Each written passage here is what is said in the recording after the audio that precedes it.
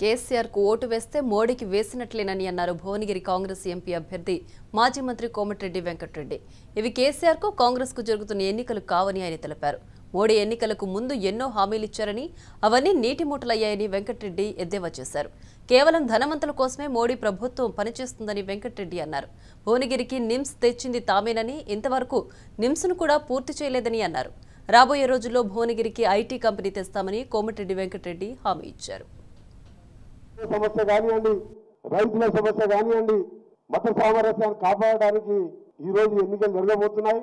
మోడీ గారు 2014లో నేను చేయవాలని పేద ప్రజల కోసం పనిచేస్తానని చెప్పి పెద్ద పెద్ద మాటలు చెప్పి నల్ల డబ్బు తీసుకొచ్చి ప్రతి అకౌంట్లో 15 లక్షలు వేస్తానని చెప్పి ఎన్నో స్వర్గంలో వాళ్ళందరికీ స్వర్గం చూపించారు పేద ప్రజలు.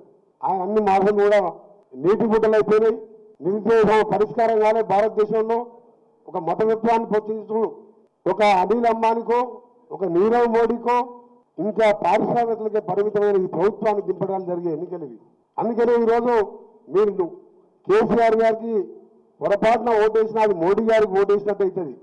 ఇప్పుడే మా అధ్యక్షులు చెప్పారు, భారతదేశంలో గత 5 సంవత్సరాలుగా పార్లమెంట్లో జరిగిన అవిశ్వాసం నుంచి మొదలు పెట్టుకుంటే రాష్ట్రపతి, ఉపరాష్ట్రపతి ఎన్నికలు కానీ ఎక్కడ జీఎస్టీ ఇవాళ సామాన్య మధ్యతరగతి మనుషులు భారంతో, నోట్ల రద్దు, దాంతోపాటు ఈరోజు డీజిల్ పెట్రోల్ ధరలు, గ్యాస్ ధరలు ఇన్ని ఉన్న ఒక్కసారి కూడా మోడీ గారిని పల్లెత్తి మాట కూడా అనలేదంటే మోడీ గారి మీద ప్రేమతోని కాదు. ఈయన కేసుల మీద ఉన్న కేసులకు భయపడి ఒకటి ఢిల్లీకి పోయాం, మోడీ గారితో కాళ్ళ పేరానికి వస్తాడు.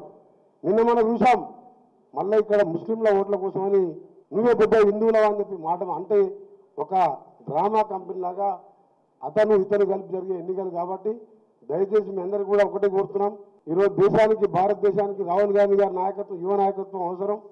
ప్రధానమంత్రిగా వారి ఆలోచన విధానం, ముఖ్యంగా రైతులకు సంబంధించిన మినిమం సపోర్ట్ విషయంలో ప్యాడీకి సంబంధించి 2500 రూపాయల కనీస మద్దతు ధర విప్లవాత్మక నిర్ణయం కాబోతున్నది.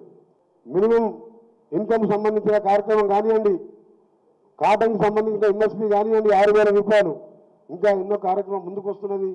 దాంతోపాటు మా మూరగిరి కాన్స్టిట్యున్సీ హైదరాబాద్ దగ్గరలో ఉన్నది. గతంలో మా సోదరుడు రాజగోపాల్ రెడ్డి గారు చేసిన ఎంపీగా ఉన్న చేసిన అభివృద్ధి కార్యక్రమాలతో పాటు అక్కడ ఒక ఐటీ పార్క్ లాంటి కంపెనీస్ కానీ, ఇంకా కూడా భువనగిరికి సంబంధించిన ఎంఎంటీఎస్ విషయంలో కానివ్వండి, మేము నిర్మించిన నిమ్స్ హాస్పిటల్ని పూర్తి చేయడం చేత కానీ ఈ ప్రభుత్వం ఇలాంటి ఎన్నో సమస్యల కోసం అక్కడ అభ్యర్థిగా పోటీ చేస్తున్నాం. ఇక్కడ మా పార్టీకి సంబంధించిన కాంటాక్ట్ చేసిన పెద్ద నాయకులు అందరూ ఉన్నాం. ఇలా 2 కాన్స్టిట్యూన్సీ నల్గొండ, భువనగిరి తప్పకుండా గెలిపించాలని, ఇవే కాకుండా మెజార్టీ స్థానాన్ని గెలిపించాలని కూడా తెలంగాణ ప్రజలు కోరుకుంటూ, కేసీఆర్ గారు శాశ్వతంగా అధికారం నాది అనుకుంటున్నారు. ఈ ఎన్నికలతో రాజకీయాలని మలుపు తిరిగే విధంగా ఉండాలని మీరందరూ ఆశీర్వదించి మీకు సేవ చేసే అవకాశం కల్పించాలని కూడా అందరికీ కోరుతున్నాం. తప్పకుండా ఈరోజు ఒకటే హామీ ఇస్తున్నాం, బయ్యారం విషయంలో కానివ్వండి, జాతీయ ప్రాజెక్టుకు సాధించడంతో పాటు ఐటీఐఆర్ ప్రాజెక్టు మా కాంగ్రెస్ పార్టీ ప్రభుత్వం, నేను ఐటీ మినిస్టర్గా ఉన్నప్పుడు శాంక్షన్ కావడం జరిగింది, దాన్ని పక్కన పడేశారు.